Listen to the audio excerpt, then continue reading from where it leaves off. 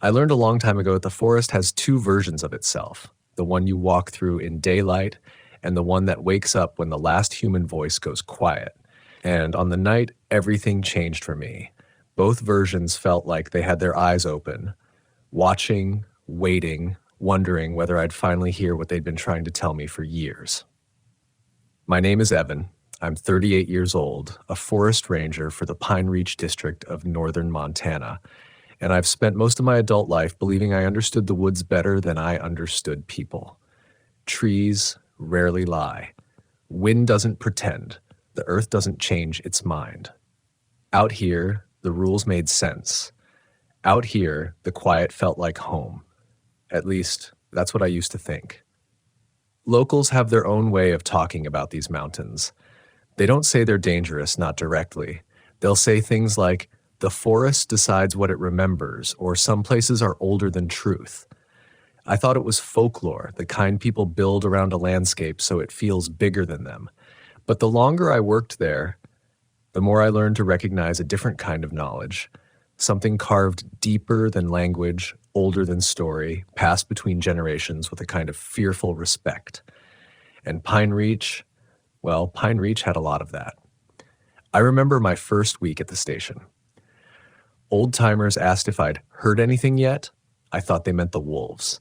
Maybe the echoing cracks of shifting ice, maybe the far-off groans of wind dragging through narrow passes.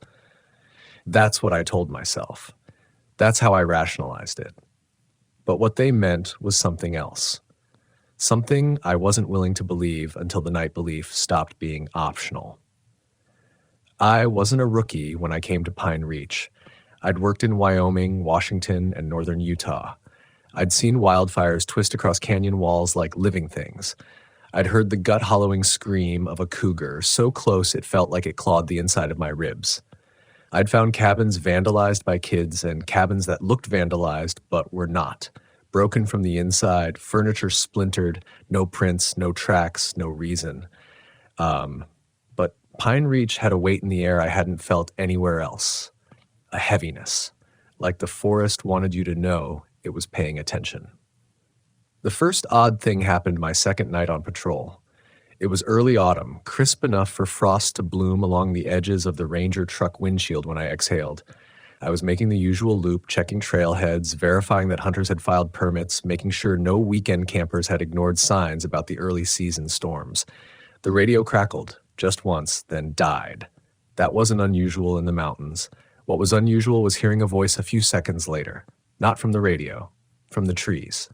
A single word, not yelled, not whispered, spoken, low, firm, human. Evan, the kind of voice that makes your spine lift your head before your mind catches up. I froze, turned off the engine, rolled down the window, listened. Nothing, just the faint ticking of cooling metal and the faraway creak of snow-stiffened pines.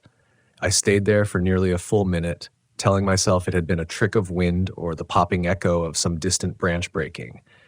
I wanted to believe that, needed to, but the truth sat coiled in my chest like a cold-blooded thing. The voice had sounded close, no more than 20 feet into the tree line, and it had said my name. I didn't tell anyone. You don't last long in this line of work if you report every strange sound you hear. You learn to interpret, to filter, to categorize. Because fear isn't a useful tool out here. Awareness is. Instinct is. Fear gets you fired or killed.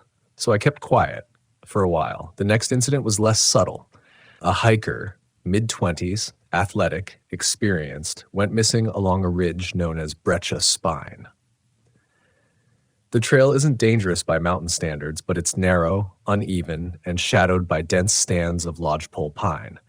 Search and rescue had already combed the area once when I was called in to check the northern slope, where reports said he might have been heading to camp. The clouds were thick that day, suffocating the sun until the whole forest felt colorless. Soundless too, except for the occasional soft patter of needles falling from high branches. I found his campsite easily, boots still outside the tent, water bottle full, stove cold, no tracks leading away, no signs of an animal encounter, no reason for him to abandon everything. But there was something else, a smell. Not rot, not blood, something wetter, more organic, like the inside of a cave that hasn't seen daylight in 1,000 years. Damp, mineral, ancient. The kind of scent that makes your animal brain bristle because it doesn't belong above ground. I crouched. The soil around the tent had been disturbed, subtle but wrong, as if something had pressed upward from below, loosening the earth. Not enough to break the surface, but enough to change its texture. I told myself it was frost heave, seasonal shifting, perfectly normal, perfectly explainable. But then I heard it, a low, rhythmic sound, almost like breathing, coming from beneath the ground. The moment was so quick I later wondered if I imagined it, but I remember the feel of it in my feet, the faintest vibration, like something massive shifting its weight deep in the soil. I backed away slowly, called in the location, filed the report with the calmest voice I could manage. They marked it as an unresolved disappearance. He was never found. After that, the locals started talking to me differently. Not openly, not directly, but with a kind of probing quiet, like they were waiting to see how much I'd noticed. At the gas station, an old woman told me I walked too confidently for someone who worked in a place that didn't want to be understood. At the diner, a man nodded toward the mountains and said, "It calls who it wants." What it was, no one ever explained. But the thing that unnerved me the most was how none of them seemed surprised when someone went missing. Concerned? Yes. Saddened, but never surprised. As if disappearance was just one of the forest's natural processes. As if the forest expected it. And over time, I learned the stories they whispered weren't all myths. Some were recollections. Some were deduced from signs left behind. Some were told by people whose faces still held the stunned look of those who've heard something they weren't meant to hear. There were stories about knocks on cabin doors, even when snow on the ground showed no prints. Stories about guttural calls echoing through valleys that had no known wildlife capable of making them. Stories about silhouettes seen at the edge of lantern light, too tall, too still, too wrong. Stories about creatures with fur the color of dead pine bark, shoulders hunched, arms too long, moving with a kind of slow, deliberate intelligence that suggested they weren't animals in the way we understood animals. I didn't believe all of them. But some aligned too closely with what I'd started experiencing. Still, I kept doing my job, filing reports, hiking trails, checking campsites, pretending the forest was simply being itself. Until the night I found the cave, or rather the night the cave found me. It started with a call from dispatch. Distant screaming reported near the old Coldwater logging road. No tourists were supposed to be there, too unsafe, too remote, but calls like that had to be taken seriously. I drove out with the truck's high beams slicing through the fog. The forest felt dense, heavier than usual, as if the air itself had thickened. The temperature dropped fast enough that my breath came out in long, white ribbons. A quarter-mile in, I killed the engine and listened. Nothing. Then faintly, a single, sharp cry. Human, but not quite. I stepped into the trees, and the forest swallowed the world behind me. The fog thickened until the truck disappeared as if it had never existed. My flashlight beam pushed forward only a few feet before dissolving into a pale, swirling haze. Every sound felt muffled, as though the trees were leaning in to absorb anything that didn't belong to them. I took another step, then another, keeping my breathing slow. Controlled. Methodical. Fear is a compass out here. It points you toward the thing you're not ready to face. But ignoring fear is how you end up as a missing persons file. So I listened to it, followed it. The cry came again, but shorter, strangled, almost like something was imitating distress rather than genuinely experiencing it. I'd heard cougars mimic humans before, foxes too, and yet this wasn't that. It held a cadence, a flicker of desperation that sounded practiced, rehearsed. I swept my light across the trees, scanning for movement between the trunks. Shadows shifted, but nothing broke the pattern of the forest. I crouched, touching the soil. It was cold, damp, and unusually smooth, as if swept over by something heavy dragged across it recently. I pressed forward. The deeper I moved, the more the air changed. The scent of pine faded into something metallic, something mineral heavy, like wet stone. My steps grew louder, echoing faintly, though no echo should have existed in such dense woods. And then, abruptly, the ground dipped. My boots slid on loose gravel. That alone was wrong. Pine Reach didn't have gravel in this section. The land was soft, rooted, mulched by decades of falling needles. But beneath my feet, it felt carved, as if the earth had been hollowed out. The scream, if it was a scream, rose again, but this time it sounded as though it came from underground. That was when I noticed the gap. A crack in the earth no wider than my shoulders, partially hidden by deadfall and moss. It breathed cold air, real, physical breath, moving against my face in steady pulses, like the exhale of something huge buried beneath the soil. I aimed my light into it. The beam didn't reach the bottom. I should have radioed it in, should have called for backup, should have marked the location and waited for daylight. But nothing in my body listened to reason. Something compelled me, some instinct I still don't entirely understand, to look closer. The forest went quiet. So quiet I could hear the soft drumming of my heartbeat in my ears. And then I smelled it again. That scent from the missing hiker's campsite. Cold cave air mixed with something older, like lichen, wet stone, and an animal burrow left untouched for centuries. Something that didn't belong on the surface. Something that wasn't meant to breathe the same air I was breathing. I whispered into the dark, barely aware my voice had escaped. "Is someone down there?" In response, something moved. Not a small shift, not a scrape or shuffle, a massive, slow, deliberate repositioning, like a body the size of an elk turning over in the dark. My mouth dried instantly. Every survival instinct I had flared awake. I stepped back, raising my flashlight, though deep down I knew it was useless. Whatever was down there didn't care about my light. It knew these woods in ways I never would. And it had heard me. Then I heard it. A voice. Low, resonant, distant, but unmistakably human. Help. Me. But the words were wrong. They stretched, bent at odd angles, elongated in a way a throat couldn't naturally produce. Like someone who had forgotten how human speech was supposed to work. I froze, breath trembling. The voice came again. Closer this time. Help me. Rational thought splintered. I knew stepping closer was a mistake. I knew voices can be lures, that predators sometimes mimic prey.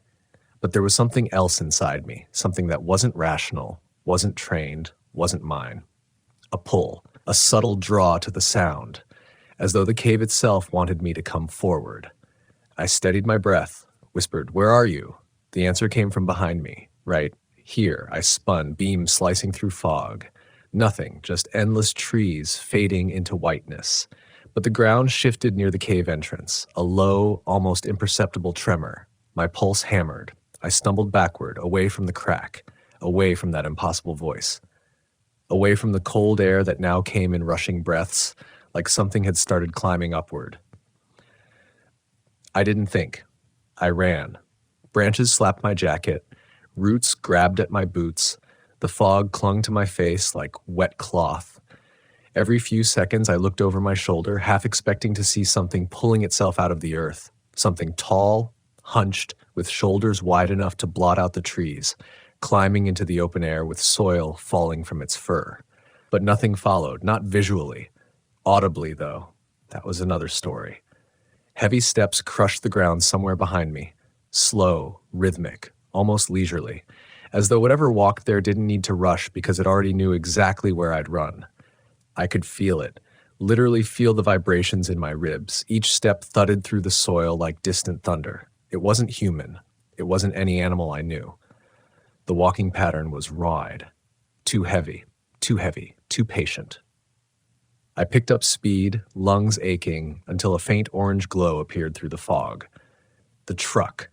I burst into the clearing, slammed the door, and locked it, though the thin metal offered little comfort. My hands shook so violently I struggled to get the key into the ignition. Behind me, the footsteps stopped. Silence draped itself over the truck like a sheet. I stared into the mirror, breath fogging the glass. At first, I saw nothing. Then, a silhouette. Tall. Immense. Leaning just far enough out of the fog that I could make out a shoulder. An arm. a portion of a torso too broad to be anything natural.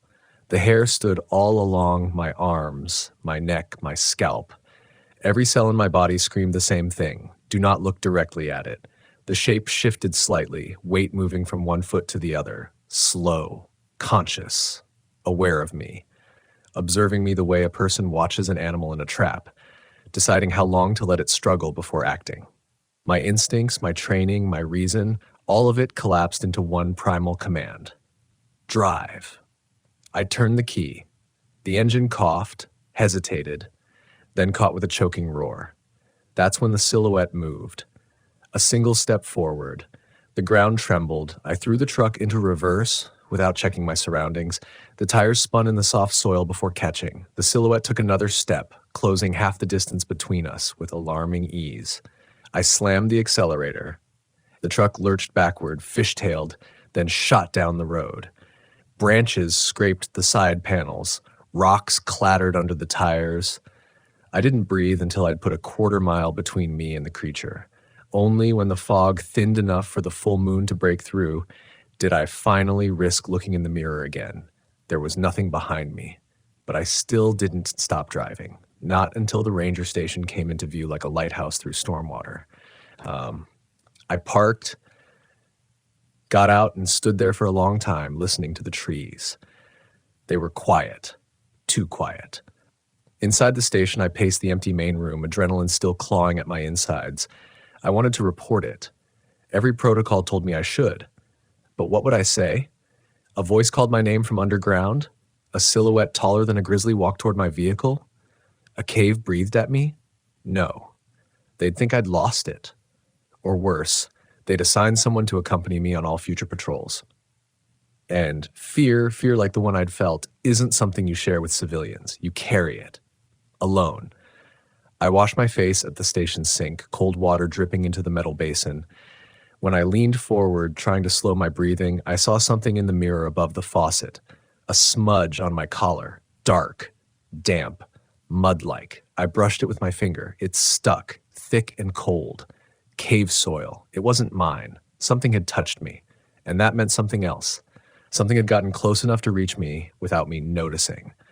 A single thought burrowed into my mind and refused to leave. Whatever climbed out of that cave hadn't stayed behind. It had followed me here. I didn't sleep that night, didn't even sit down. I stayed near the window, lights off, watching the tree line beyond the ranger station as if expecting the darkness to blink. Every so often, I thought I saw movement. Subtle swaying where there was no wind, a shift in shadows where the moonlight should have held still, but when I focused, the forest returned to its stillness. My mind tried to rationalize it all. The cave, the voice, the silhouette, the soil smear on my collar. None of it fit into logic. None of it fit into the neat, functional boxes I'd built over years of training and experience. I'd cataloged animal behaviors, mapped migration trails, responded to dozens of search and rescue calls, and I had never encountered anything like this. Just before dawn, something tapped on the window. Not a knock, not a branch. A tuft, intentional like a fingertip trying to get my attention. I froze. Another tap. This time higher up on the glass, near eye level. I didn't move to the window, didn't dare.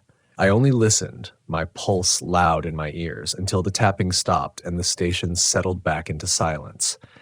I waited until daylight finally pushed the darkness away, filling the pines with pale gold. Only then did I exhale fully. Only then did I allow myself to believe, even briefly, that the forest had reset, that whatever had stalked me through the fog had retreated to whatever hole it had clawed up from. But reason is fragile when fear becomes truth. Later that morning, I stepped out onto the porch, half expecting to see prints in the soil. The ground was undisturbed. The pines whispered with their usual breeze. Birds called from nearby branches, the mundane soundtrack I had always taken comfort in. Nothing looked wrong. Except for one thing. A single stone sat in the middle of the walkway. Perfectly centered. Round, smooth, and wet. Not dew wet, dripping wet. As if pulled from deep underground. As if placed there. I crouched to examine it, but the moment my hand got close, the air shifted. A cold breath rising from the woodline, touching the back of my neck. I stood quickly and backed away from the stone, leaving it untouched. I couldn't ignore it anymore. Whatever was in Pine Reach wasn't just shadow and fog or a trick of sound. It was something with intent, something that had chosen me. And it wasn't finished. 2 days passed before the next incident. I tried to lose myself in routine, paperwork, trail inspections, prepping for incoming winter closures, but every task felt wrong, like I was pretending to be a version of myself that no longer existed. That second night, fog swept in again, thicker than before. The temperature dropped so suddenly the windows frosted around the edges. I stepped outside with my flashlight to check the generator, breath clouding instantly. Snow hadn't come yet, but the air felt like it wanted to. At first, I thought the sound was wind, a low, distant hum vibrating through the trees.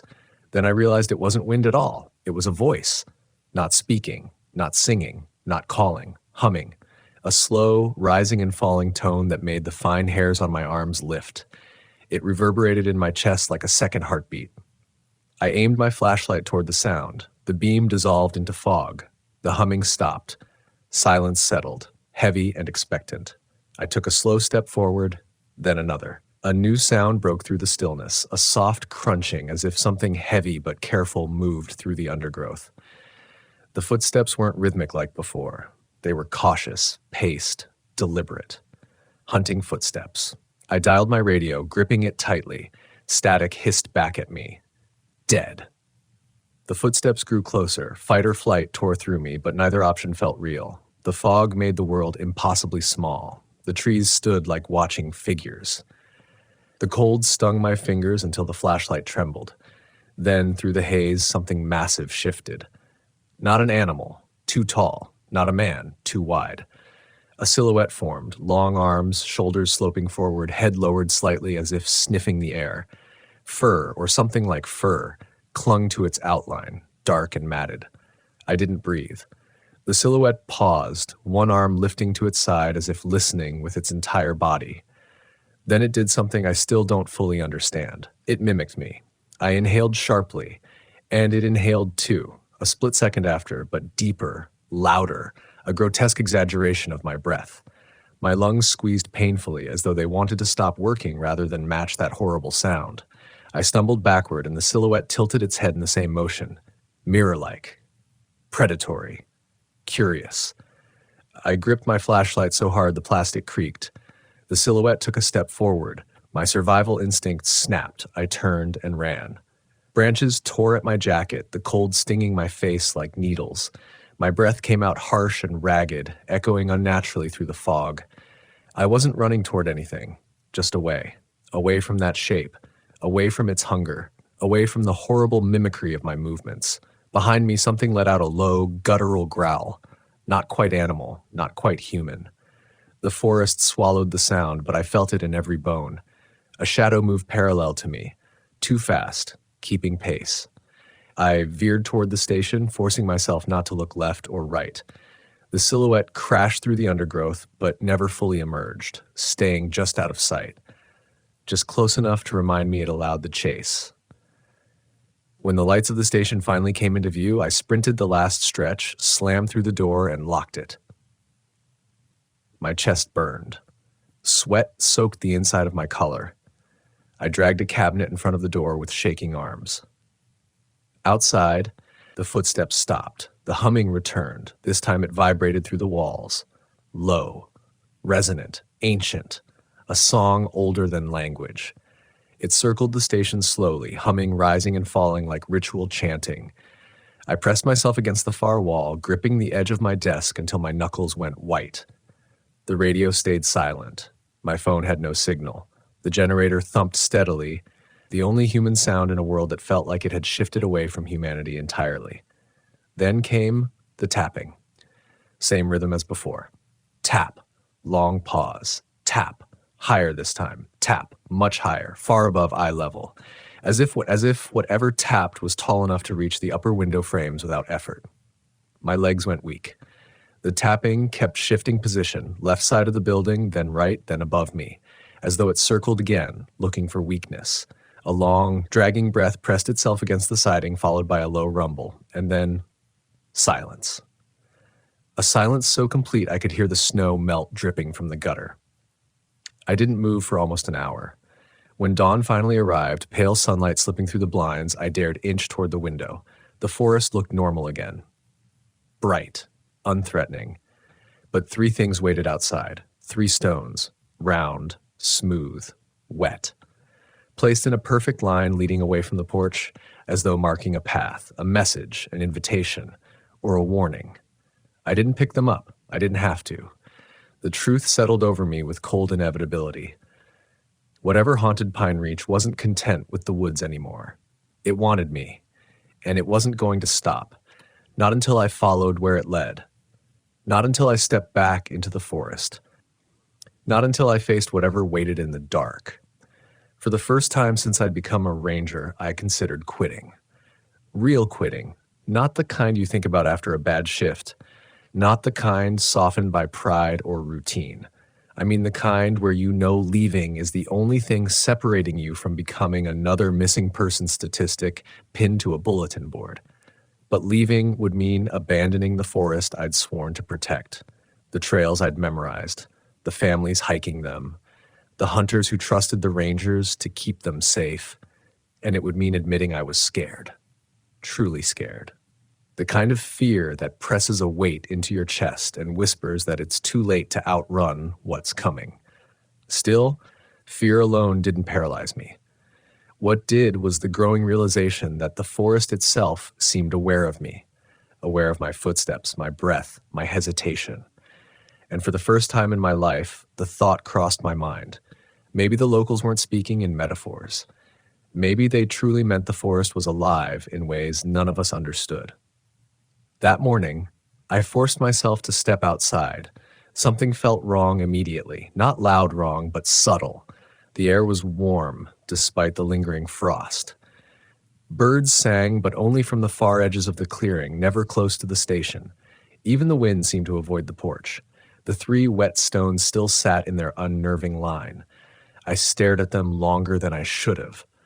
The moisture on their surfaces hadn't dried in sunlight, which made no sense. My fingers hovered over one. I didn't touch it. Instead, I grabbed my gear, rifle, radio, flashlight, map. I didn't know where I was going, but I felt compelled, pushed by some internal shift I couldn't explain, as though the forest had asked a question and I was already walking toward the answer. That's when I heard someone approaching from the trail. I turned sharply, heart hammering. A figure stepped out from between the trees. Not the creature, not the silhouette, just an elderly man, weathered, bundled in wool, stepped steady as if he'd walked this path more times than he could count. His beard was white, braided loosely. His jacket was faded from sun and snow. He stopped a few feet from me. "You're walking wrong," he said. His voice wasn't unkind, but it wasn't warm either. It carried a weight, like someone who'd lived long enough to see patterns most of us overlook. I swallowed. "Excuse me?" He pointed his chin at my boots. "Your steps are too loud. You're telling it where you're going." I felt a cold ripple pass through me. The word hung in the air like smoke. "You know about the caves?" I asked quietly. He studied me, not my face, but the space around me, as if checking for something that might be listening. "Caves? No, that's not what you found." I frowned. "Then what?" He lifted his eyes to the pines. "Those hills are old, Ranger. Older than the stories people tell. They weren't carved by rivers or ice. They were carved by movement. Things shifting beneath the ground long before people settled here." His gaze returned to me. "You heard one of them, didn't you?" For a second, I couldn't speak. Then I nodded.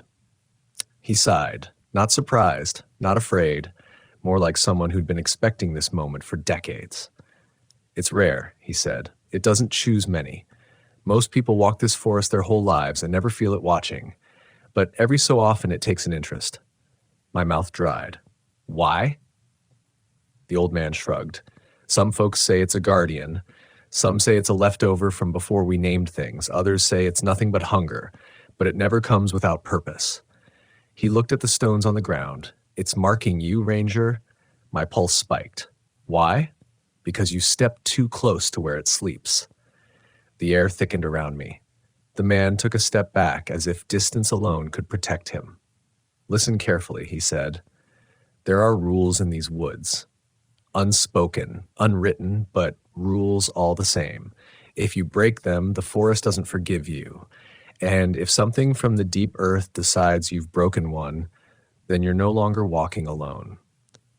I felt the weight of his words in my ribs. "What do I do?" I asked. He shook his head. "I can't tell you that. You already made the choice when you didn't run the first time. Now you have to see it through." "See what through?" He paused for a long time. Then he said something so soft I almost didn't hear it.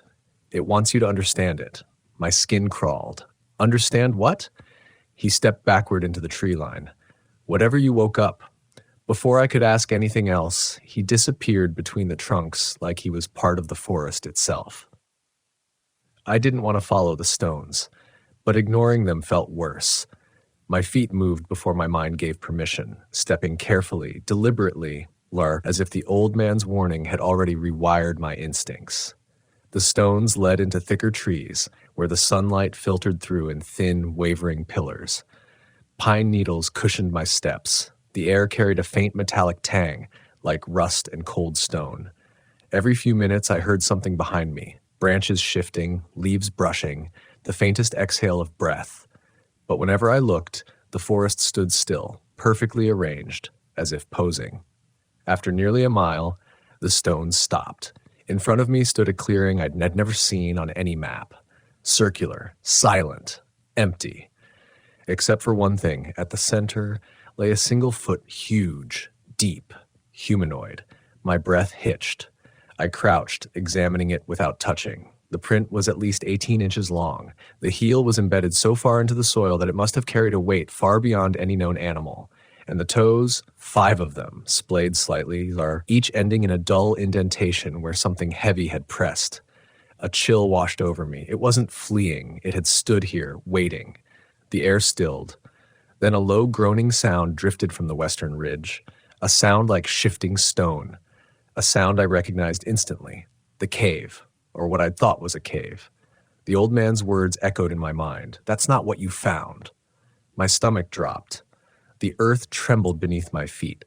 Subtle, rhythmic, like something massive moving underground, growing closer with each pulse. My breath came faster, the ridge distended, a swell of earth rising, cracking, splitting, soil collapsing downward as something beneath it pushed upward, slowly, powerfully, deliberately. I stumbled backward, nearly tripping over a tree root. Then, silence. For a long moment, nothing moved. Then a deep, distorted, layered like multiple throats speaking at once, rose from the broken ground. Not words. Not language. A sound, a call. And beneath its vibration, something ancient stirred my bones. The forest leaned in, the air tightened, and for the first time I truly understood. The thing in Pine Reach wasn't chasing me, it was calling me, and it expected me to answer. The call rolled through the clearing like a physical force, vibrating the air, trembling the needles overhead, rattling something deep inside my chest I didn't know could be reached. My knees weakened under the weight of it. That sound wasn't meant for human ears. It carried the density of stone, the age of mountains, the slow patience of something that measured time differently than we did. I backed away, breath short and shallow. The trees around me seemed to lean inward, branches arching slightly, as if the forest itself were holding its breath. Then, movement. A crack in the earth widened beneath the ridge, dark soil falling away in slow cascades. The sound of shifting stone grew louder, vibrating up through the soles of my boots like a distant drum. The ground pulsed once, twice, then a shadow slowly rose into view. Not fully, just a shape, a mass, a presence. I couldn't see its full form, only the impression of something enormous pushing against the darkness, as if the earth was struggling to contain what lived beneath it. The silhouette swayed slightly, a subtle but deliberate motion, like a creature waking from centuries of sleep and stretching against its confinement. Cold air erupted from the opening, carrying that ancient cave scent, stone, moss, and something else, something faintly sweet and rotten, like fruit left too long underground. I stumbled backward until my spine met a tree. My hands dug into the bark for balance. My body screamed to run, but my legs couldn't decide on a direction. Every instinct was torn between escape and paralysis. Then, from the opening, something emerged. A hand. Massive. Long-fingered. Skin dark with soil, fur matted to the wrist, nails thick and blunt like stone tools worn by time. It curled against the ground, dragging deep grooves in the dirt. My chest locked. The creature didn't pull itself out entirely. It stayed mostly hidden within the earth, as if the world above was too bright for its eyes. Instead, it turned its head, a slow, grinding motion I heard more than saw, and directed its attention toward me. And then it spoke. Not with words, not with a mouth, but with my own voice. Help me. The same distorted plea I'd heard in the cave. But this time, the mimicry was perfect. Every cadence, every breath, every mistake I'd made when whispering into the dark. It had memorized my voice, my vulnerability, my fear, and it played it back like bait. My legs gave out. I dropped to one knee, lightheaded. The forest spun around me. The edges of my vision pulsed. The creature shifted further forward. Soil cascaded from its shoulders, revealing a hint of fur, dark, coarse, clumped with clay. Not brown, not black. A strange gray-green, like lichen-covered bark. A single eye glinted deep in the shadow of the ridge. Not red, not glowing, just aware, intelligent, focused. It didn't rush, it didn't roar. It simply watched me, studying me the way a person studies a language they once knew but hadn't spoken in a lifetime. I forced myself to breathe, but each inhale felt like drawing air through a straw. "Why are you doing this?" I whispered. The creature didn't answer. Instead, something else did. A sound from the trees behind me. A faint rhythmic tapping. I turned slowly, every nerve alive with dread. Another figure, tall, impossibly tall, stood at the edge of the clearing. Shoulders hunched. Arms long enough that its fingertips brushed its knees. Fur draped its body like a heavy, tangled coat. Its silhouette was unmistakable. The same one that had followed me through the fog. The same one that mimicked my steps. The same one that tapped on my windows. My stomach dropped. There was more than one. The second creature didn't approach. It simply stood there, head angled slightly downward as if listening, not to the forest, not to me, but to the sound rising from the cave, as if waiting for permission. The first creature, the one half emerged from the ground, grunted, a deep, layered sound that reverberated like a boulder rolling through a hollow corridor. The second creature responded with a soft, breathy exhale, a signal, a nod, an agreement. They were communicating, coordinating, deciding something, and whatever they decided involved me. I pressed back against the tree so hard the bark dug into my shoulders. The clearing felt too open, too exposed. Every escape route ran through forest thick enough to hide dozens of shadows. My mouth dried to dust. Then, from the ridge, the creature made another sound, this one low and steady, almost like a chant. The second creature echoed it a moment later. The sound wasn't threatening. It was ritualistic, a calling, a summoning, a beginning. I realized with paralyzing clarity, the forest wasn't just alive. It was a congregation, a gathering place, a place where something ancient had been sleeping, waiting for the right moment to wake. The air thickened, pressing against my lungs. The edges of the clearing darkened as shadows collected like falling ash. The first creature shifted, rising another inch from the earth. Its gaze locked on me. The second creature stepped forward once, the ground trembling under its weight. Everything inside me screamed the same truth. If I didn't move now, I would never move again. I forced my hand toward my rifle.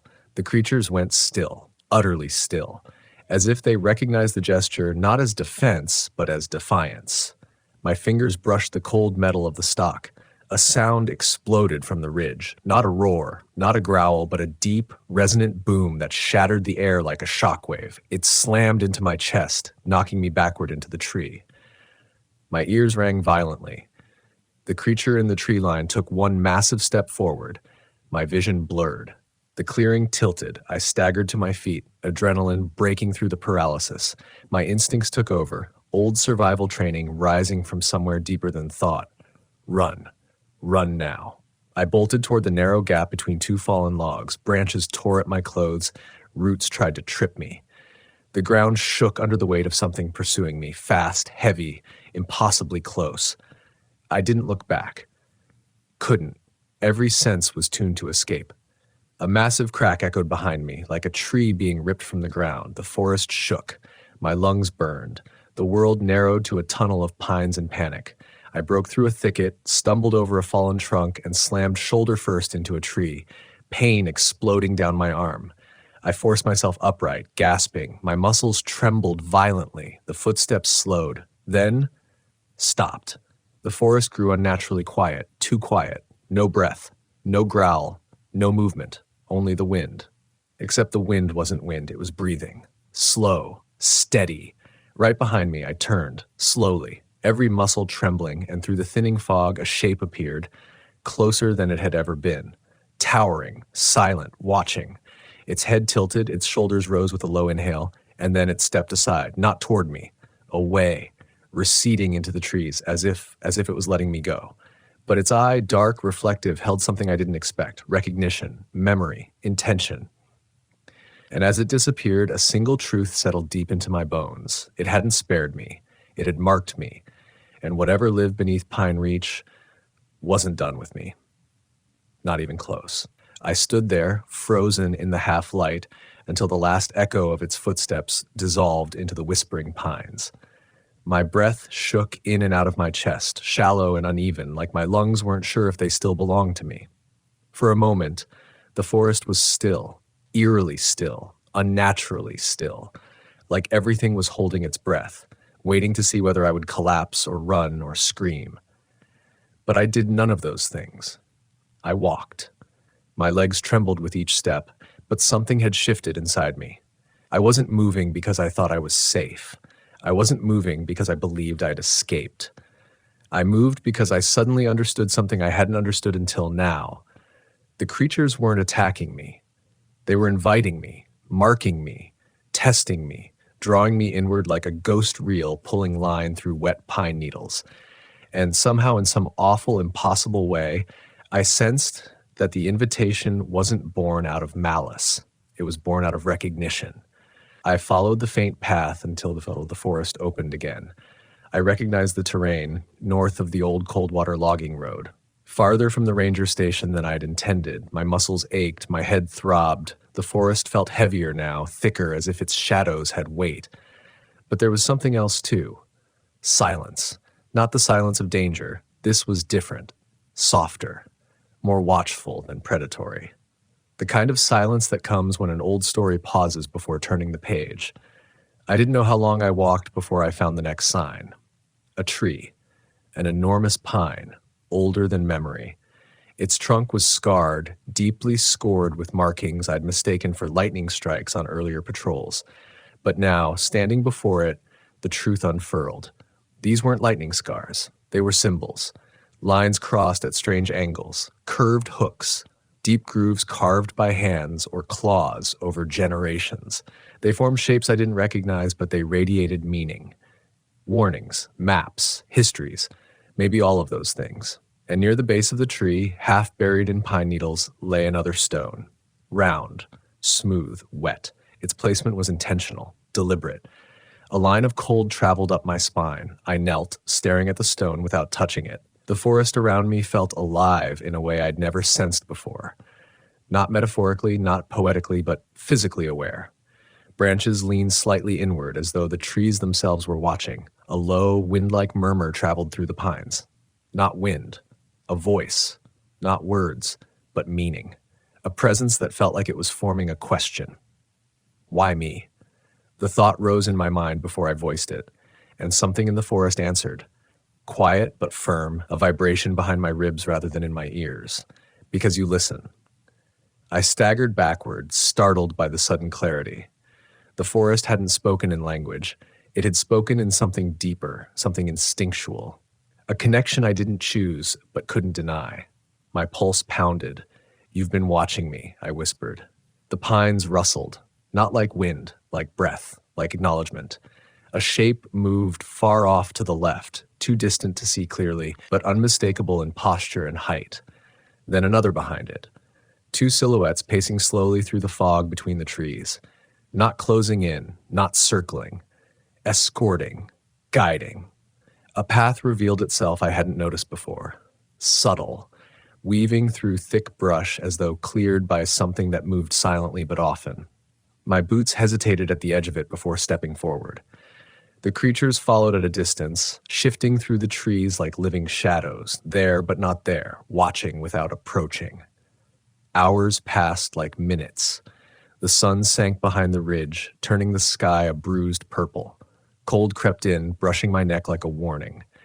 I tightened my jacket and kept moving, compelled by a pull I didn't understand. The path narrowed, funneled, and finally opened into a basin I had never seen on any map. A circle of stone rose from the ground, ancient, cracked, half consumed by moss. Pillars of granite leaned at odd angles, some broken, some eroded into strange shapes. It looked like a place the forest itself tried to hide. At the center of the circle stood a cavern mouth, not the crack from before. This was larger, arched like ribs, shadowed by overhanging stone that resembled the jaw of some long-dead beast. The air flowing from it was cold and heavy, carrying that same mineral scent, but deeper now, more potent, more alive. The ground trembled beneath my feet, not violently, but with purpose. A creature emerged from the far side of the circle, not the one I'd seen earlier. This one was taller, broader, fur thicker and darker, posture heavier. Age radiated from it like heat.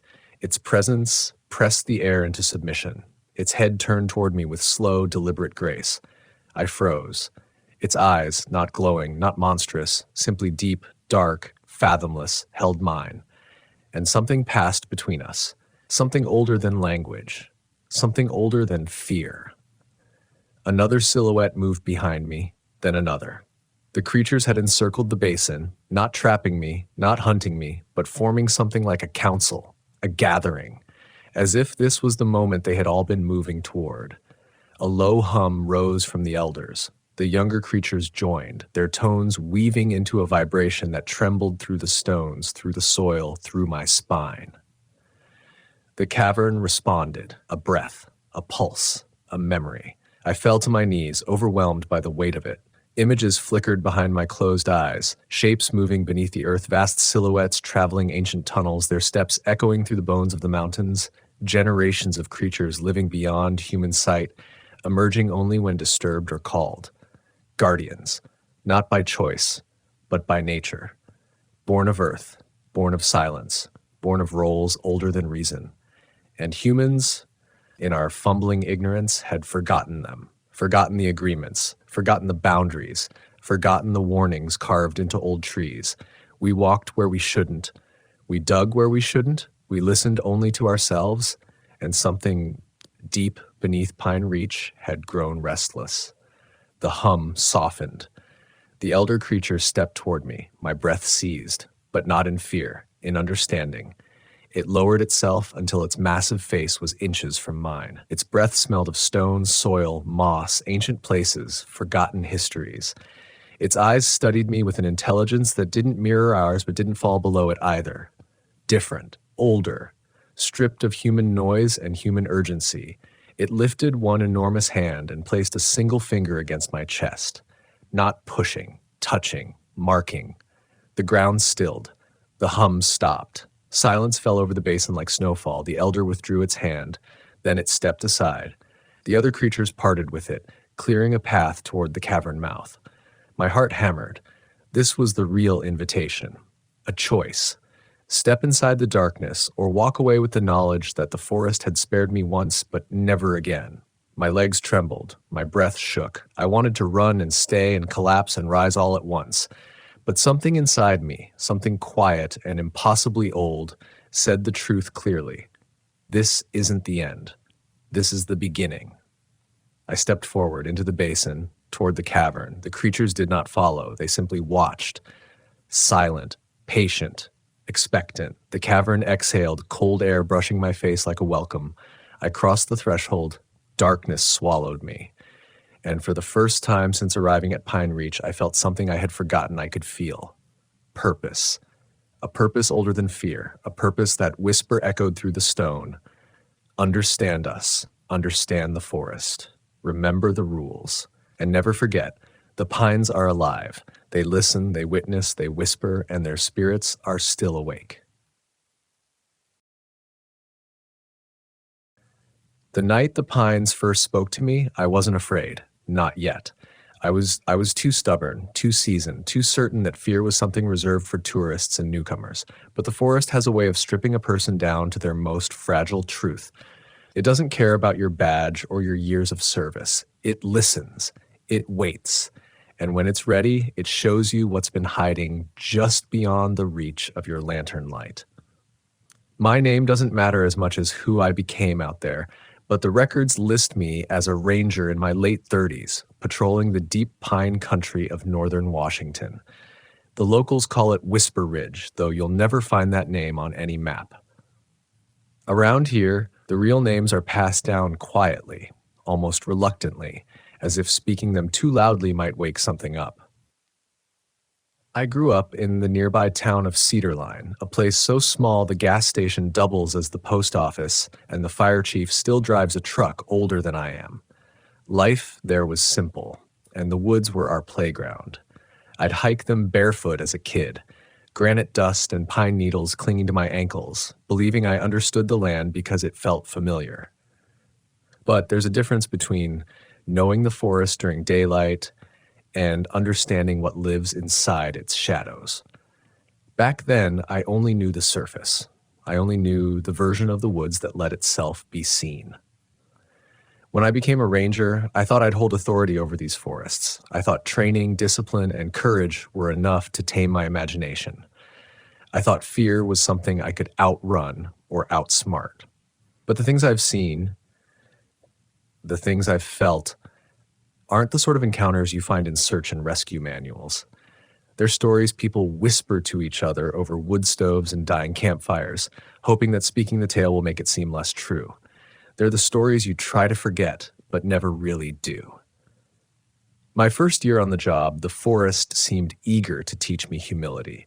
It started in the early spring when the snowmelt leaves the trails slick and the air carries that metallic scent of thawing earth. Nights still bite, but the woods begin to stir again. Owls returning, deer stepping carefully through slush, wind weaving through bare branches like water through a riverbed. I was posted on the Northern Corridor, a place the older rangers joked about avoiding. They'd say things like, "Watch the tree line at dusk," or "Don't whistle after sundown in those parts." I'd laugh it off, chalking it up to small-town superstition and older rangers messing with the new guy. I didn't realize their warnings came from the sort of experience you don't talk about unless someone asks in just the right way. My cabin was the last ranger post before the trail dipped into the thickest part of the pines. Thousands of trees packed so tightly the canopy knitted itself into a nearly unbroken ceiling. Even on bright days, only thin ribbons of light made it through. Birds rarely sang there. Sounds seemed to get absorbed by the bark. That first night alone in the cabin, I woke up around 2 a.m. to a sound I couldn't place.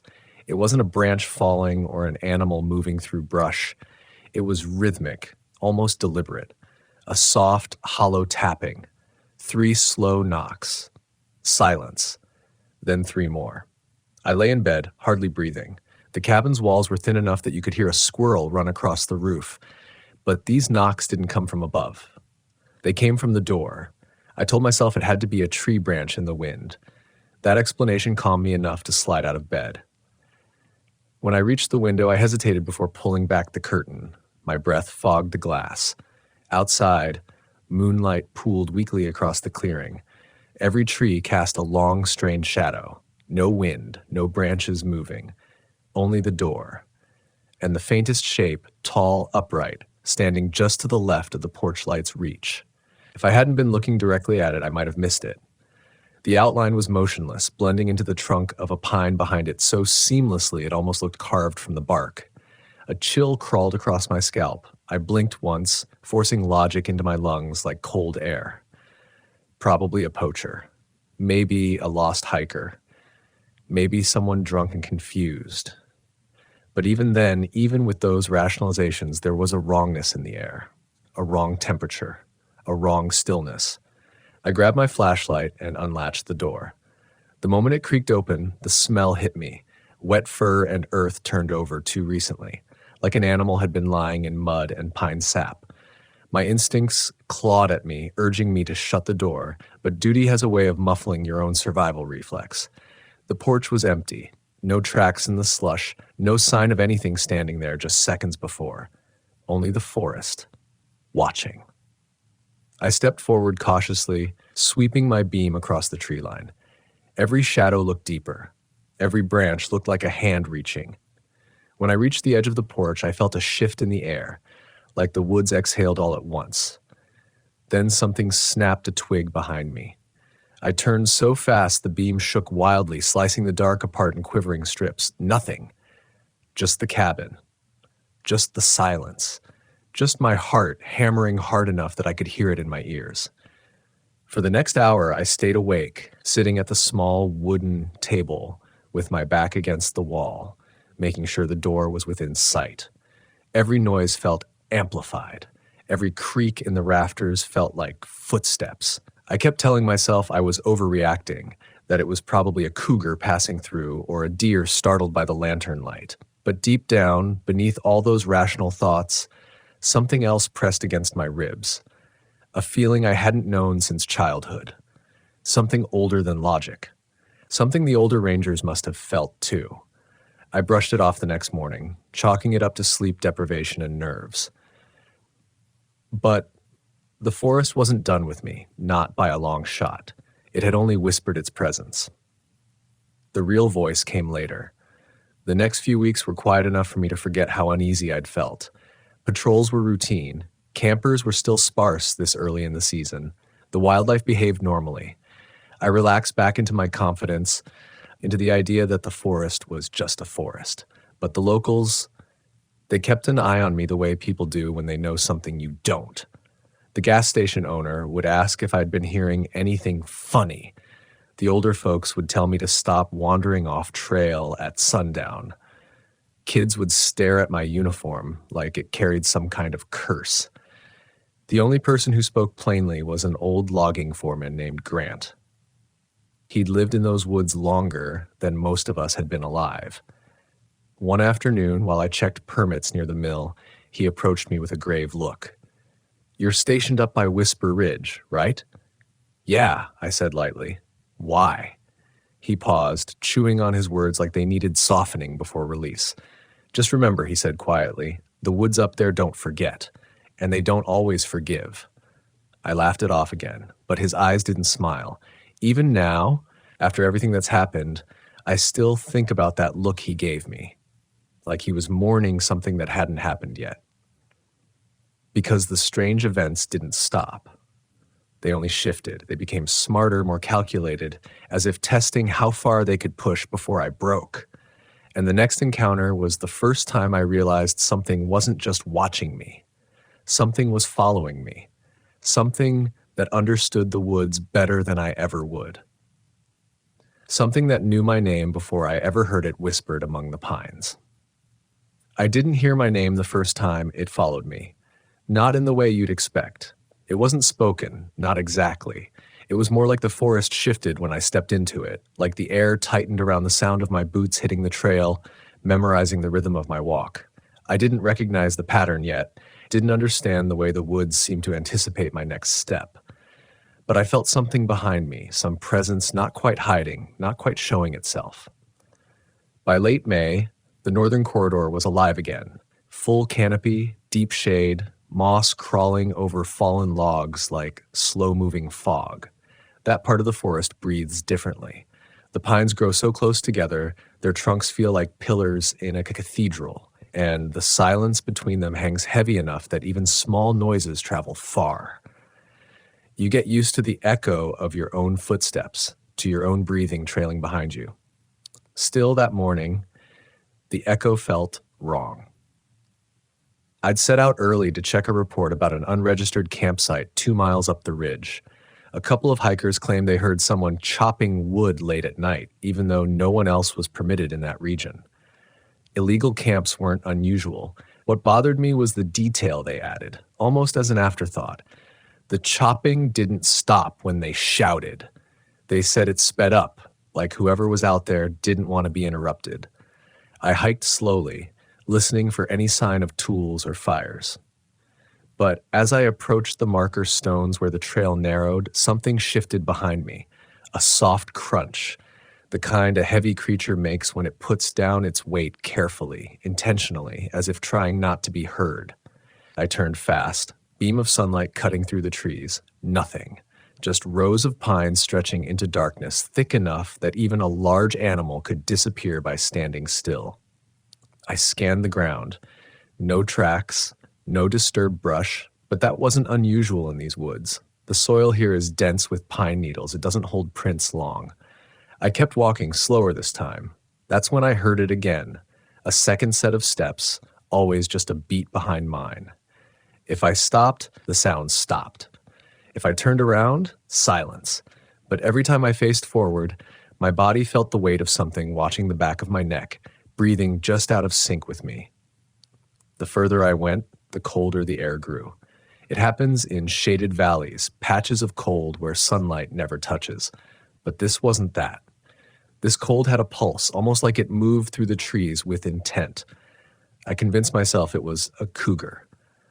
They'll stalk you sometimes, that's testing for weakness. But predators move with purpose. This felt more like curiosity, like something was studying the way I moved, the way I reacted. When I reached the ridge crest, the air split open with a sound I'll never forget. One sharp crack, like a tree snapping under its own age. Birds erupted from the canopy in a frenzy. Then silence. A silence so complete it felt stitched together, manufactured. I approached the sound cautiously, hand on my bear spray. At the base of a fallen cedar, I found the unregistered campsite, if you could call it that. A circle of stones that didn't look placed, they looked arranged. Precisely. Too carefully spaced to be random. Inside the circle lay a pile of objects that made my skin tighten. Broken branches braided together, tufts of coarse grayish hair, and in the center a smooth river stone smeared with a single streak of dark brown. Blood? Sap? I couldn't tell. But it wasn't the arrangement that bothered me. It was the smell. The same smell from the night at my cabin, wet fur, earth overturned too recently, and beneath it something metallic, like cold iron. I crouched slowly, careful not to disturb anything. The hairs were long, thick, and coarse, the kind you'd expect from a large mammal.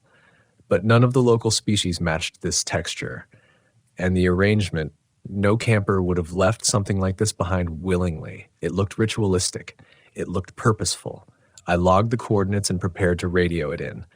Before I clicked the mic, a sudden chill crawled down my back. Not wind, not weather. Movement. Behind me. I stood still, pulse slamming through my throat. I didn't turn yet. Sometimes the smartest thing you can do in the woods is hold still, become part of the terrain.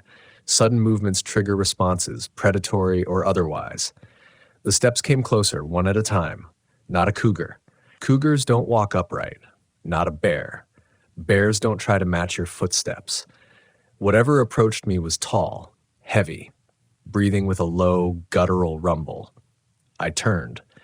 Something massive stood between the pines, half in shadow. At first, I thought it was a tree stump, the way it blended with the bark. But then it shifted weight and the outline separated, broad shoulders, long arms, and a head that nearly brushed the lowest branches. The creature didn't lunge, didn't growl, it just stared, dark eyes reflecting the faintest glint of daylight, eyes too intelligent to belong to a wild animal. I lifted my flashlight slowly, angling the beam toward the ground to avoid provoking it. That's when I saw its feet, large, human-shaped, bare, covered in hair and mud. One lifted slightly as if mimicking my stance, as if assessing me. The creature inhaled deeply, the sound rolling through the trees like distant thunder. Not aggressive, evaluating, curious. Its eyes flicked to the circle of stones behind me, then back to my face. A warning, a boundary. I stepped back carefully, hands raised. My instincts screamed to run, but training anchored my feet. Running triggers chase. Panic gets you killed. I'd told hundreds of hikers the same thing, slow breaths, slow movements. When I'd put enough distance between us, I spoke softly. I'm leaving. The creature blinked slowly, posture loosening just enough that I felt permission rather than threat. I turned and walked, steady, controlled, every nerve electric. I didn't look back, but I felt its gaze on me until the trail dipped and the ridge hid me from view. Only when I reached the cabin again did the fear truly hit. It wasn't the creature's size or silence that got to me. It was the intelligence, the restraint, the way it regarded me not as prey but as a trespasser, someone who had crossed into a part of the forest that didn't belong to him. That night, I couldn't sleep. Every creak, every sigh of wind sounded like footsteps returning. I replayed the encounter over and over, trying to rationalize it. Maybe it was a malformed bear. Maybe my mind filled gaps in the shadows. Maybe it wasn't as tall as I thought, but I couldn't lie to myself. I'd seen its eyes, and there was nothing animal about them. For the next week, I avoided the northern ridge as much as my patrol routes allowed. I didn't mention the creature in my report. I only submitted details about the unauthorized camp. Leaving out the rest felt cowardly, but even writing the truth felt like inviting it into existence. But the forest wasn't done teaching me, because a few days later, the knocking returned. 3 slow knocks on the cabin door. This time, followed by a low exhale. Almost like a voice. Almost like it was learning how to speak. The second time the knocking came, I didn't make the mistake of opening the door. I sat up in the dark, breath tight in my chest, listening as the sound pulsed through the cabin walls. 3 slow, hollow knocks. A pause long enough to count the silence. Then a low exhale, warm enough that I could hear moisture cling to the wood. Something alive stood on the other side. Something patient. I couldn't tell whether it was calling to me or warning me, but hearing it a second time shattered whatever denial I'd managed to build. The forest wasn't confused, and I wasn't misinterpreting the sounds. Nothing human stood outside my door. No person breathes like that, long, thick bellowing like air moving through a cavernous chest. The knocks came again, softer, almost coaxing. I stayed completely still, barely breathing, watching the faint outline of the door while the shadows flexed across the floorboards. Part of me wanted to yell, to assert authority, to convince myself I still had ownership of this land, or at least my cabin.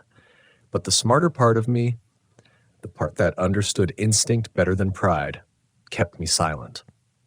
When the breath finally faded, it did so slowly, as if the creature, whatever it was, leaned closer, drawing in my scent through the cracks in the doorframe. A final inhale, then the soft creak of weight shifting off the porch. Silence. Not even crickets dared to chirp. I waited 15 minutes before I moved. Even then, I didn't approach the door. I stayed in the center of the room where both windows were visible, forcing my mind to stay rational. Fear distorts everything. It blows shadows out of proportion and makes the ordinary seem supernatural. But I'd seen enough to know this wasn't ordinary. After what felt like hours, dawn bled pink into the sky. I opened the door only when sunlight touched the porch floorboards. No tracks, no disturbed brush, only a thin smear of mud on the doorframe, at shoulder height, far taller than my own. I cleaned it before filing my report. I didn't lie, not exactly. I wrote that a large animal had come sniffing around the cabin during the night. That wasn't untrue, even if it was incomplete. But the truth? The truth settled heavy in my chest. Something out there had learned I lived alone. Something bold enough to approach my door, yet patient enough to wait for darkness. For the next few days, the forest gave me room to breathe. Patrols went smoothly. The radio stayed quiet. Campers followed regulations. Even the weather warmed, loosening winter's grip on the valley. I almost convinced myself that whatever visited the cabin had moved on, but the locals didn't believe that kind of optimism. A week after the knocking, I visited Cedarline for supplies. The town always felt safer. Brighter lights, familiar faces, the illusion of control. But that morning it felt off, somehow. People stared at me with a kind of tense anticipation, like they were waiting for me to admit something. At the hardware store, the owner, Melanie, watched me from behind the counter. She'd lived in Cedarline all her life and never hesitated to speak her mind. When I set my items down, lamp oil, rope, a new hatchet, she looked at me slowly. "You sleeping all right up there?" she asked. "Fine," I lied. She shook her head gently. "Nobody sleeps fine on Whisper Ridge." I didn't answer. She scanned my items and lowered her voice. "Don't let it follow you into town." The words landed like stones in my stomach. "What makes you think something's following me?" "Because you walked in here like you're trying not to move too fast," she said, eyes fixed on mine. "Like something might hear you." I didn't know what to say. Maybe it was written all over my face, or maybe the fear stitched itself so deeply into my posture that anyone could see it. On my way out, I saw old Grant sitting on a bench by the feed store, wind tugging at his gray beard. He raised a hand when I passed. "You've been farther up the ridge than you should," he said without preamble. "I'm a ranger," I replied. "I go where I'm assigned." He sighed heavily, shaking his head. "They know you're sent now." I swallowed. "Who?" He didn't smile. He didn't blink. "The ones this forest belongs to." A chill slid across my skin. "So you believe in it?" I said quietly. "I don't have to believe," he replied. "I've seen enough to respect." "Have you seen it?" I asked, hoping for confirmation, direction, anything that would anchor my fear to something tangible. But his eyes drifted toward the mountains where pine ridges layered like shark teeth beneath the clouds. "Doesn't want to be seen," he murmured. "Only wants to know what comes too close.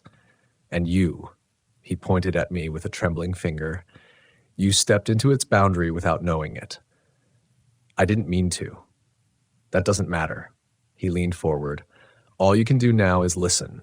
The forest will tell you what it wants." I left Cedarline shaken. Those conversations weren't the kind you forget. They cling to you like burrs, sticking to your clothing and your thoughts. By the time I drove back into Ranger territory, I felt the weight of being watched again. Subtle, but present. That night, I didn't sleep. I lay on my cabin cot listening to the creaks and sighs of the woods, the occasional hoot of an owl. No knocking, no breathing. Almost peaceful. Until just after midnight when the wind died suddenly. And something screamed.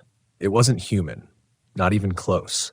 The sound tore across the treetops in one long guttural howl, somewhere between a roar and a wail. It carried weight, something massive, something with lungs large enough to make the air tremble. I froze. The scream came again, closer, echoing off the valley walls. Then a third time. This one so close the cabin window rattled. I grabbed my flashlight and stepped outside before fear could paralyze me, scanning the tree line in wide arcs. Movement. Halfway down the ridge, something charged between the trees. Huge, fast, shoulders swiveling like an ape, but taller, heavier. Branches snapped under its weight. The ground vibrated. But the creature wasn't running at me. It was running away from something. Something even bigger. That realization rooted me in place. My instinct screamed at me to go inside and bolt the door, but another part of me, some stubborn ranger instinct, felt compelled to witness. The forest swallowed the fleeing creature. Then silence. Not the soft, natural silence of night.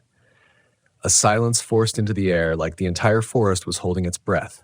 Even the insects stopped. Even the wind refused to move. Something else entered the clearing, just beyond the reach of my light. I couldn't see it, not clearly, but I felt it. Felt its mass press against the darkness. Felt its attention fix on me for a fraction of a second. Then one sound broke the stillness. A single deliberate exhale.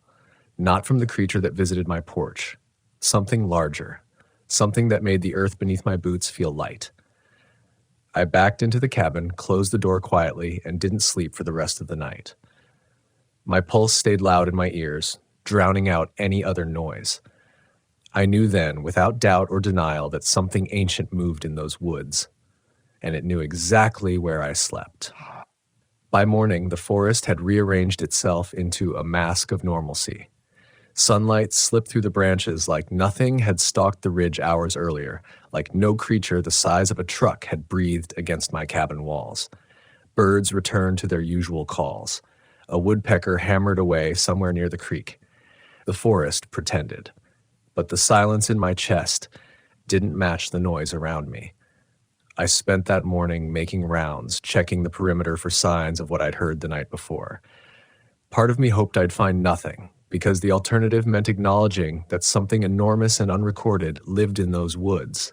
But another part hoped for proof, something to point at, something explainable. Something I could show to someone else without sounding like I'd lost my grip on reality. Halfway up the ridge trail, I found it. A tree, an old pine, thick as a truck, had been ripped open. Not scratched, not gnawed. Ripped. The trunk had been split from chest height downward, the wood inside peeled back like flesh. I stepped closer, tracing the exposed fibers. Each tear was wide, carved by something with fingers rather than claws. A bear couldn't do this, not even the biggest grizzly. And there were no grizzlies this far west anymore. A few yards beyond, I found tracks. Enormous, deep impressions in the soil, the shape unmistakably bipedal, longer than my boot by at least half again, with toes that dug into the mud as though the creature weighed several hundred pounds. I knelt beside one print and pressed my hand into the earth next to it, measuring.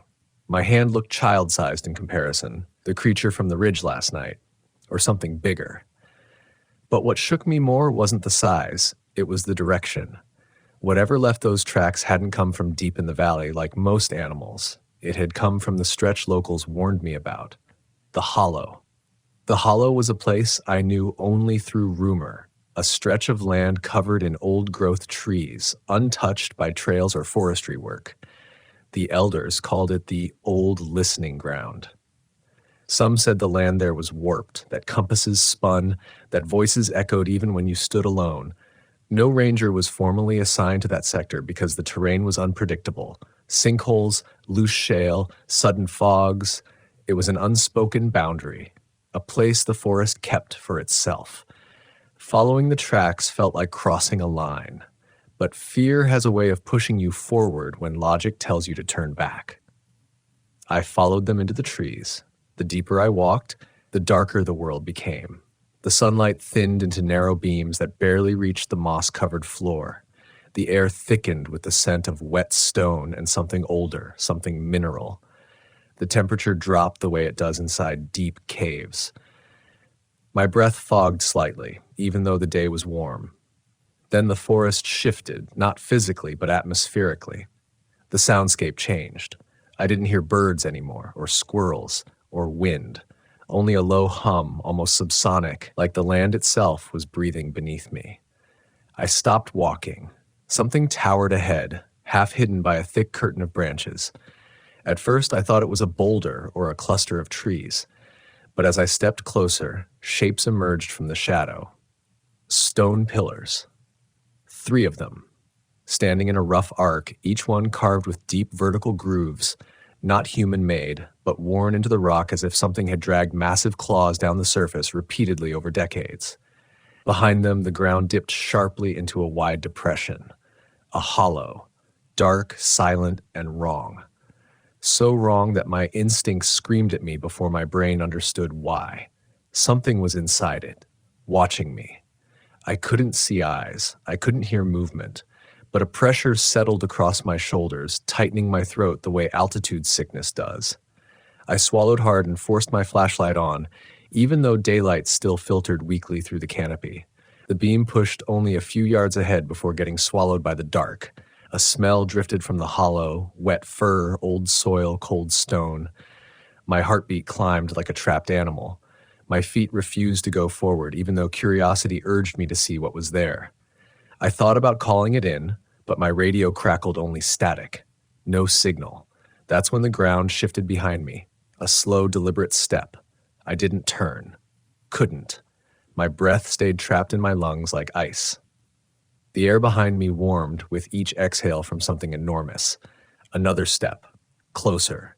The creature didn't attack. It didn't even growl. It just stood behind me, close enough that its shadow merged with mine. Slowly, so slowly it felt like pushing through concrete. I turned my head. The creature stood a foot away. Not the same one from the ridge. This one was broader, older. Its hair was darker, matted with moss and dirt. Its shoulders rose like slabs of granite. Its chest expanded slowly with each breath. Its eyes, deep-set amber, held a strange intelligence, almost human but older than language. It watched me the way you look at something you've been expecting to see, something that wandered into the wrong place at the wrong time, but didn't yet understand the consequences. It didn't bare its teeth. It didn't reach for me. It simply tilted its head, studying me. A low sound rose from its throat, something between a hum and a growl. Not a threat, a dismissal, a warning, a choice. The hollow behind me pulsed with something I couldn't see, something that felt hungry. The creature's hand, huge, calloused, covered in coarse hair, lifted slowly and pressed against my shoulder. Not hard enough to hurt, just enough to push me back one step. Leave. The message rippled through me with absolute clarity. I stumbled backward, air shuddering in and out of my chest. The creature didn't follow. It stood there, still as stone, watching until I passed between the two nearest pillars. When I reached the trail again, the forest finally exhaled, releasing its grip on my ribs. I didn't look back. Didn't breathe normally again until the hollow was far behind me. When I returned to the cabin, I shut every window and door, even though the sun was still high. I sat on the floor with my back against the wall and tried to process what I'd seen. There weren't two creatures. There were more. At least one ancient. One dominant. One that didn't need to chase or stalk because it controlled the land itself, and it had allowed me to walk away. But permission has a price. I felt it settle into my bones the way cold settles into old cabins, slow, creeping, irreversible. I had stepped into a part of the forest I was never meant to see, and now the forest wasn't going to forget me. That night, as the moon crested the ridge, I finally drifted into a shallow sleep. I woke to a sound that froze every muscle in my body, not knocking, not breathing. A voice, a deep, resonant whisper drifting through the open cracks of the cabin logs. Not quite human, not quite animal, just one word. My name. Hearing my name spoken in that voice, deep, textured, vibrating like it came from the earth itself, stripped away whatever rational scaffolding I had left. I lay frozen on my cot, breath shallow, every sense spiking so sharply it felt like needles under my skin. The whisper didn't echo, it slid, as if the forest itself had leaned in close to the cabin and spoken through the walls. My name, spoken with familiarity, spoken with purpose. I couldn't tell whether the voice belonged to the massive creature from the hollow or the one that visited my porch or something else altogether. But the sound carried weight, like it had been spoken by something old enough to remember when the mountains were younger and the rivers had different names. I forced myself to sit up slowly, muscles trembling with every movement. Shadows pressed against the cabin walls as the moonlight shifted, stretching long fingers across the floorboards. I didn't dare stand. Instead, I listened. Silence. A silence so absolute it felt deliberate, controlled. Then another sound. Not a whisper this time. A gentle drag of something across the side of the cabin, like coarse fur brushing against logs. The sound moved slowly, deliberately, traveling from the back wall toward the door. My throat tightened. The dragging stopped. Then 3 soft knocks. Not hollow and steady like before. These knocks were lighter, almost hesitant. They landed on the wood like fingertips instead of knuckles, even though the creature outside didn't have fingers shaped like ours. My heart hammered against my ribs. I waited. The knocking didn't come again. But something shifted outside the door. Heavy. Tall. I imagined it crouching, listening for my breath through the cracks in the wood. I kept my inhale shallow, my exhale silent, praying the darkness would aid the rise and fall of my chest. Then the voice returned, whispering my name again, but this time less like a call, more like a question. Like it wanted me to respond. I didn't. I stayed completely still, staring at the door, waiting for the knob to turn or the hinges to creak, but nothing moved. Minutes passed, 5, 10, 20. My breathing slowed, my heartbeat steadied, and then, as quietly as it came, the presence drifted away from the cabin. Not walked, drifted. Soft footfalls padded into the forest, and soon the night sounds returned. The cautious chirp of crickets, the whisper of leaves turning in the breeze. The forest resumed breathing, but I didn't sleep again. At dawn, I stepped outside to examine the perimeter. Grass along the edge of the porch was pressed down in wide arcs, the pattern resembling someone kneeling or crouching. On the door, a faint smear of mud marked the height of the knocks, around my chest level now, not shoulder height. A different creature, smaller perhaps, or younger. The hollow hadn't just contained one ancient being. It was a gathering place, a territory.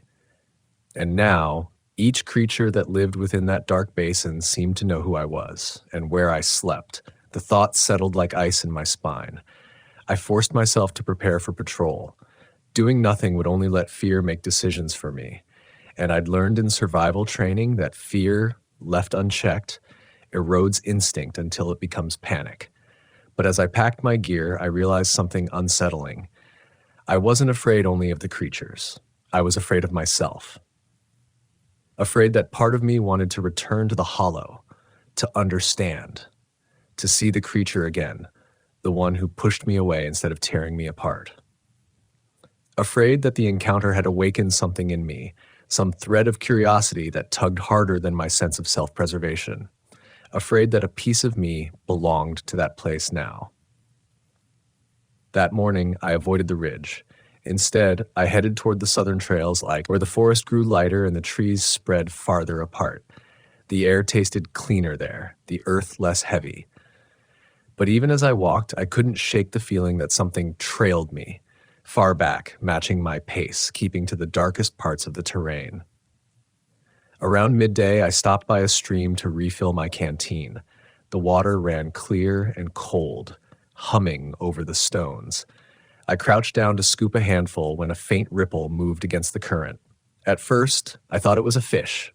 Then the ripple grew, then grew again, until the reflection staring back at me dissolved, not because of wind, but because something large stepped into the water upstream, sending a pulse down the channel. I stood up quickly, scanning the trees, but the ripples faded, and the forest went still. Whatever was there had chosen not to reveal itself. By late afternoon, storm clouds gathered above the tree line. Thunder rolled somewhere deep in the distance. The kind that doesn't just mark weather, but warns. I felt the pressure in my ears before the wind picked up, dense, thick, carrying the metallic scent of lightning. I returned to the cabin early, locking the door and windows before the first drops fell. Rain lashed the roof in sharp rhythms, drowning out the smaller forest noises but amplifying the deeper ones. Thunder cracked overhead, shaking the walls. I lit a lantern and sat near the table, watching the shadows tremble. Then, through the storm, a familiar sound cut through the wind, a distant howl, longer this time and layered, more than one voice. And the swan. The storm swallowed the echoes, but the message was clear. The creatures were communicating, not just to each other, to me. The howls grew louder, closer, moving down the ridge in spirals like a call-and-answer ritual. I pressed my ear to the window, trying to decipher their rhythm. Some were deep and resonant, others were higher, strained, almost mournful. Then a new sound rang through the storm, a sound that didn't belong to the forest, a man's voice, shouting for help. I froze, adrenaline burning through me. No one should have been out here, not in this storm, not without alerting the ranger station. The voice cried out again, desperate, echoing through the thunder. I grabbed my rain gear, lantern, and radio. Every instinct screamed at me not to go. The howls had stopped abruptly, replaced by silence that felt like anticipation. But letting someone die wasn't an option. My fear didn't matter. I stepped into the rain. The forest swallowed me instantly. The voice called out again, closer now, human, wet, terrified. Help, please. I ran, lantern swinging wildly, mud splashing under my boots. Lightning lit up the ridge, revealing the shapes of trees, shrubs, and something else. For just a second, as the sky flashed white, I saw a massive figure standing at the edge of the trail, motionless, watching. Then darkness swallowed it. The voice cried again, and I followed it until I reached a small clearing where the storm had carved rivulets through the soil. In the center stood a man, soaked, trembling, shirt torn. He turned when he heard me, And the moment our eyes met, I knew something was wrong. His pupils were blown wide, his breath came in wild bursts, and his arms were streaked with mud and something darker. I didn't know where else to go, he stammered. Please, it's coming. What's coming? I asked, scanning the darkness. He pointed behind me with a shaking hand. I turned. 2 amber eyes stared at me from between the trees, not moving, not blinking, just waiting. And behind those eyes, deeper in the darkness, more eyes opened. 1 pair, 2, 4, 6. They watched me, watched us, in utter silence, like a council deciding a verdict. My radio crackled with sudden static. The man grabbed my arm with surprising force. You shouldn't have come, he whispered. But the way he said it, it wasn't a warning for him. It was a warning for me. Lightning split the sky. Behind me, something massive stepped forward, and for the first time since entering Whisper Ridge, I realized I might not make it out. The clearing froze around me, air thick, rain hissing against the ground, thunder rolling deep enough to rattle vertebrae. The eyes staring at us from the trees didn't blink, didn't shift. The creatures stood with the stillness of ancient stone, waiting for something I couldn't decipher. Judging. Measuring. The man still clung to my arm, trembling so violently that I felt it through my jacket. He looked half feral, like he'd been running in circles, trapped between hope and terror until both had carved trenches behind his eyes. What happened? I whispered. He swallowed hard, chest heaving. It followed me. I thought I could outrun it. But it never stopped. I heard it breathing behind me, even when I didn't move. One of the creatures exhaled, a low, resonant sound that vibrated the soaked branches above us. The man flinched, pulling away from me like a frightened animal. Lightning lit the tree line again, and in that flash, the creatures stepped forward. All of them. Slow. Controlled. A silent wave emerging from the darkness. I lifted my lantern higher. The light shimmered across wet fur, massive shoulders, eyes that held a depth I'd never seen in any living thing, human or otherwise. There were 5. Each one different. One large enough to shake the earth when it breathed. Another smaller, its face narrower, its hair lighter. The rest stood like shadows carved into muscle. But none looked at the man. They were looking at me. My throat tightened. My name echoed again, not by voice, not by breath, but in the way their eyes anchored to mine. Recognition. One of them, the tallest, stepped forward. Rain slicked its fur into dark ropes, revealing scars that crossed its chest like lightning strikes etched into flesh. It was the ancient one from the hollow, the leader, the watcher. Its stare pinned me in place. The man beside me backed away, stumbling through the mud.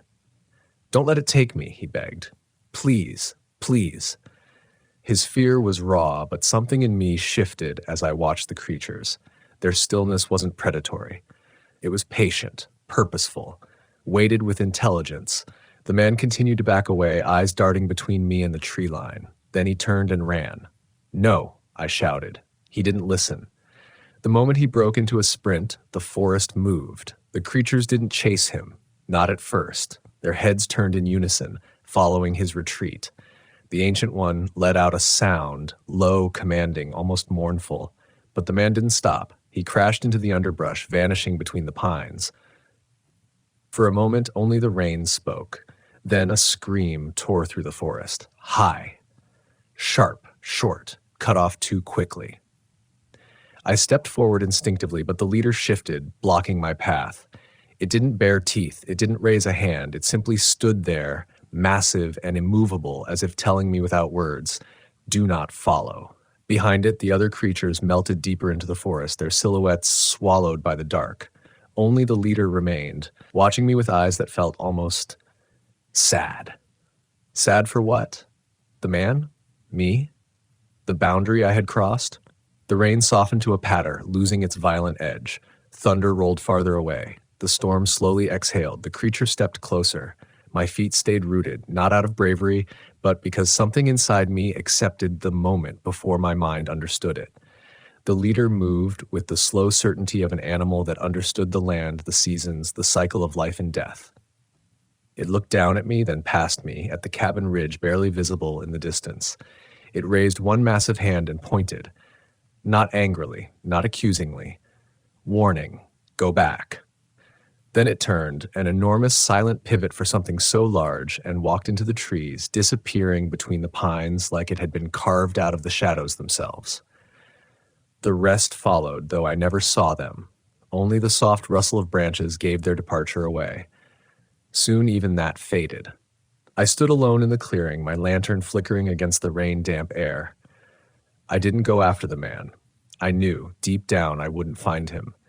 Even now, I don't know what his scream meant. Maybe he slipped and broke something. Maybe he became lost in the dark and panic choked him. Or maybe something took him. Maybe the creatures decided he had crossed a line too far, run too fast, disrespected something sacred. Whatever happened, the forest swallowed him whole. Only then did my legs move. Slowly, carefully, I walked back to the cabin under the bruised glow of post-storm light, each step heavier than the last. The woods felt different now, not hostile, aware, alert, watching. When I reached the porch, I paused. The doorframe still held the faint smear of mud from the smaller creature's visit. I touched it with 2 fingers, cold, like stone. Inside, I set my lantern down and sat at the table, hands shaking. My mind replayed everything. The eyes, the hollow, the voice whispering my name. The man's fear, the leader's warning. The creatures didn't behave like monsters. They behaved like guardians or judges or something older than our words for either. I'd crossed into their world, and they had let me walk out. But why? Over the next days, I reported the missing hiker. Search teams combed the ridge, but found no tracks, no campfire remains, no clothing, no scent trail. The storm erased everything, if there had ever been anything to erase. The other rangers asked questions. I answered carefully. I kept the creature encounters to myself, not because I feared ridicule, but because speaking about them felt like disturbing something sacred, like the creatures had allowed me to live on the condition that I didn't force them into a world where they didn't belong. But even unspoken, the forest knew. Everything knew. And I felt the weight of its attention long after the search parties left. Weeks passed. June warmed the canopy. The trails grew busier. The forest seemed to settle back into its natural rhythm. But Whisper Ridge never let me go.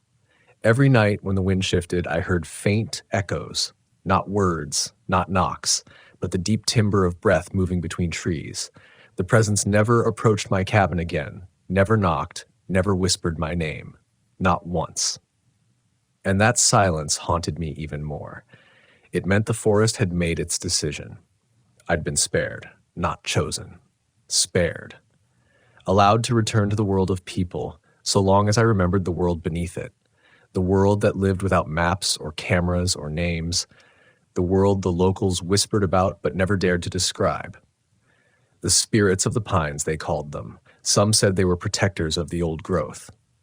Others said they were remnants of something prehistoric, survivors from a time when humans weren't the dominant species. But those are just names. Attempts to explain something older than fear and bigger than myth. I don't pretend to have answers.